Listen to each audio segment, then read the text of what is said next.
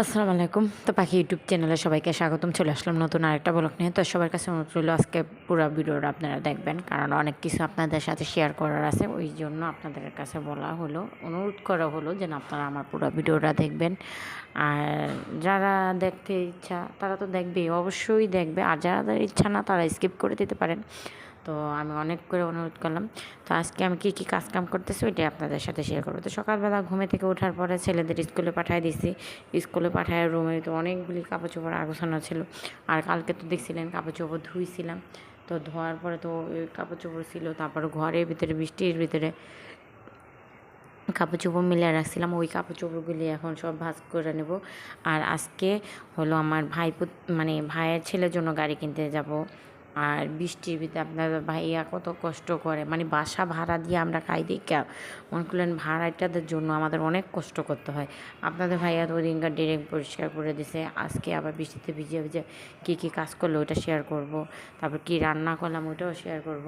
তো এই জন্য আরও অনুরোধ করলাম যেন আপনারা প্লিজ পুরো ভিডিওটা দেখবেন। দেখে যদি ভালো লাগে লাইক করবেন, কমেন্ট করবেন।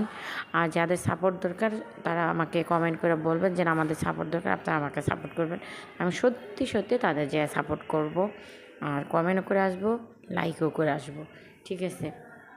তাই এই যে আমি এদিকে ঘরটা সুন্দর করে গুছগাছ করে নিতেছি। আর এই চাদরগুলি আমি আগে ভাঁজ করে নিছি। ভাঁজ করার পরে আমি কি আল্লাহ, আমি তো আজকে ভিডিও করে নিয়ে পরে আল্লাহ যে ভিডিওটা চালু করছি। তো ভিডিওটা চালু করে যে এখন এগুলি আল্লাহ সুন্দর করে গুছগাছ করবো আর সব ড্রয়ারে ভরবো। তো আমি ড্রয়ারগুলিও পরিষ্কার করতেছি। ড্রয়ারের ভিতরে মনে করলেন ইঁদুর যায়, যেহেতু আমার ওয়ার্ডরোবের পিছন দিয়ে আমি এটা ঠিক করছিলাম। তো ঠিক করার পরে তো একটা হার্ডবোর্ড আইনা লাগাইছিলাম কিনা, তো ওই হার্ডবোর্ডটার ইঁদুরে এটারও কাইটা ফেলছে। তো কাটার পরে এখন কি করে ড্রয়ারের ভিতরে মাঝে মাঝে ইঁদুর, মানে ওই যে ছোটো ছোটো ইঁদুরগুলি আছে না, ওইগুলি যে ঢোকে। তো ঢুকে মাঝে মাঝে জামা কাপড়ের ভিতরে হাগু দিয়ে দেয়, এটা করে সেটা করে। তো ভাল লাগতেছে না, কি করব না করব। যে জন্য মনে করলেন এই ওয়ার্ডরোবটা নিচে ফেলায় রাখছিলাম, আবার তুললে আনলাম, আমি ঠিকঠাক করি রং টং করে এটা আলাদা ব্যবহার করি। তাই এখন আবার মনে করলেন যে আর আরেক কথা, এই যে আমি বললাম যে না আমার ভাইয়ের ছেলের জন্য গাড়ি কিনে নিয়ে আসলাম, সেটাও আপনাদের সাথে বলবো। তো ভাইয়ের ছেলের জন্য গাড়ি কিনে নিয়ে আসছে আমার ভাইয়ের বউ, মানে ওর ভিতরে কয়েকদিন বলে রাখছে যে না ওর জন্মদিন আসতেছে, তো জন্মদিনে শুধু মিলাদ পড়াবো। তো আমার কাছে ঠিক আছে মিলাদ পড়াই দেয়। তো আমগো তাও নিয়ে যে মিলাদ পড়াকা যাই করুক, ওর একটা কিছু দেওয়া হয় নাই। ও হওয়ার পরে তো হওয়ার পরে ওরা দিনই বলতে আবার একদম না। আর না, আমি একটা রূপার চেন বানায় দিয়ে আসছিলাম, মানে কিনা দিয়ে আসছিলাম, বানায় না, আগে বানাইতে দিই নাই। যে একটা রূপার চেন কিনা দিয়ে আসছিলাম। তারপরে এভাবে জামা কাপড় কিনতে আমার ছোটো বোনের কাছে টাকা দিয়েছিলাম। তো ফল টল এনে দিছিল। তো ওইগুলোই দেওয়া হয়েছে, এর ভিতরে আর কোনো কিছু দেওয়া হয়নি। তো এই জন্য বলতেছে যে কিছু জন দিইনি দিনে, আর আপনার ভাইয়ারে না জানে ওই সময় আমি ওইগুলি দিছিলাম। তো আপনাদের ভাইয়া আমাকে দিছিল ওই সময় 2000 টাকা, বলছিল যে 2000 টাকা নাও, নিয়ে তোমার ভাইয়ের বউরে কী কী লাগবে কিনা দিয়ে আসো। পরে এবার আমি রাগ করছি, কে 2000 টাকা গেলে 2000 টাকা আমি নেবো না। আমি তোমার কোনো সেই ঝগড়াটা মহিলা, আমি নিজেরটা নিজেই বলে আমি 2000 টাকা নেব না। আমার নিয়ে মানে যে না একটু বেশি টাকা দিলে একটা বাচ্চা যে এই বিছানা ওইগুলি কিনা দেবো, জামা কাপড়, মানে চেন যেটা আমি কিনে দিছি আটা নিয়ে রূপা দিয়ে কিনে দিছি, আমি চেনটা মনে করলেন একটু বেশি দিয়ে কিনে দেবো। তো এই জন্য ঝগড়াঝাগড়ি কইরা তারপরে আর আপনার ভাইয়ের টাকা নিয়ে আমার টাকা দিয়ে আমি কিনে দিয়ে আসি। তো এই যে দেখছেন কি বৃষ্টির ভিতরে ভালো লাগতেছে না। কয়টা দিন ধরে বৃষ্টি শুরু হয়েছে, আল্লাহ দিলে কালকে যদি বৃষ্টি হয় তাহলে তো আমাদের কালকে মানে জন্মদিনের দাওয়াত খাওয়া যাওয়াই একদম ভুলে যেতে হইব। তো এই বৃষ্টির ভিতরে এসে আমি এখানে দাঁড়াইলাম। এখন দেখি কি আপনাদের ভাইয়া কাজ করতেছে।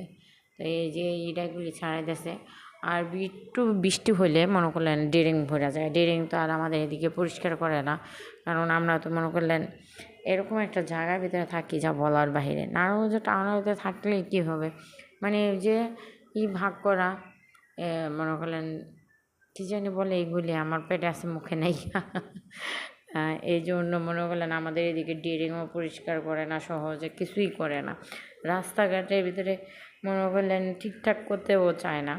তো এই যে আপনাদের ভাইয়া এখন ওই যে যেহেতু বাসার ভিতরে পানি জমা জায়গায় ইটা বিছাই দেবো। আমি তো আপনাদের সাথে আগে একটু ভিডিও শেয়ার করলাম যেটা আমাদের উঠানের ভিতরে খালি ইটা বিছাই রেখে দিছি। তো আজকে তেলাপিয়া মাছ এনে দিছিল, তো ওইটা কাটলাম। তো ওটা কাটা আর ভিডিও করিনি, কারণ এভাবে ভিডিও আজকে হয়তো বা অনেকটা বড় হয়ে যাবো। তো এই জন্য আর আমি মাছ কাটাটা ভিডিও করি নাই। তো মাছটি সুন্দর করে কাটটা বেছা ধুইয়া দেয়া নিছি। এখন এর হলুদ মরিচ মাখায় নিলাম। আর আজকে আলু দিয়ে মাছ রান্না করবো। আলুটা ভাইজে আদা রসুন বাটা ছাড়া রান্না করব। তো আলুটা ভাইজে সুন্দর করে হলুদ মরিচ দিয়ে ভাবে রান্না করে দিব। আর হলো উস্তা ভাজি করব। তো এই যে এখন তরকারিটা বসাই দিব। তরকারিটা সুন্দর করে আলুটা পেঁয়াজের সাথে একবারে দিয়ে ভাজা ভাজা করে নেব। পেঁয়াজটা আগে একটু হালকা ভাজা করে নিলাম। এখন আলু আর পেঁয়াজ একসাথে ভাজা ভাজা করে নেব। তো এখন এখানে লবণ দিয়ে দেবো আর সাথে হলুদ দিয়ে দেবো। দিয়ে এটা আবার ভালো করে আবার নাড়াচাড়া দেবো। দিয়ে এটা আবার ভাজা ভাজা হইতে টাইম দিব, কারণ বারবার নাড়াচাড়া করলে তো এটা ভাজা ভাজা হবে না। আর আপনাদের ভাইয়া এভাবে আলু ভাইজা মাছ ভাইজা যদি রান্না করে দিই, সে মনে করলেন আর কোনো দিকে চাইবো না, শুধু এই একটা তরকারি দিয়ে সুন্দর করে ভাত খেয়ে ফেলবে। তো এই জন্য আমি অনেক ভালো বুঝছেন। তো এই যে মাছগুলি উল্টাই দিতেছি। তো মাছটি না হইতে আমি উল্টাই দেওয়াতে কী হয়েছে জানেন, যখন নামাইছি তখন আমার মাছগুলি ভেঙে ভেঙে গেছে। তো এই যে আমার আলুটা পেলাম ভাজা ভাজা হয়ে গেছে, পেঁয়াজটাও দেখেন ভাজা ভাজা হয়ে গেছে। তো এখানে এখন পানি দিয়ে দিলাম। পানি দিয়ে এখন আবার এখানে আরেকটু হলুদ দিব আর মরিচ দিব, দেখি জানি লবণ দিব, দিয়ে ভালো করে ওটাও কষাই নেব।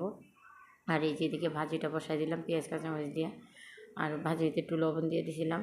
তো এই যে এখানে এখন এটা কষানো হয়ে গেছে, আর এই যে পানিটা দিয়ে দিলাম। তো ওই অবধি দেখালাম, মাছটা দেওয়া অবধি আর দেখালাম না। আর এই যে আমরা নারায়ণগঞ্জ চলে আসছি। তো আমাদের কিছু কেনাকাটা করতে হলে নারায়ণগঞ্জে আসতে হয়, কারণ আমাদের এখানে যে সব দোকান মানে দুইটা একটা গাড়ি নিয়ে বসে। আর নারায়ণগঞ্জে আসলে তো মনে করলেন বড় বড় গাড়ির দোকান আছে, তো ওইখানে আসলে 10টা দেখলে একটা নেওয়া যায়। এই যে দোকানটাতে ঢুকছি, এই দোকানটাতে অল্প কটা গাড়ি আছে।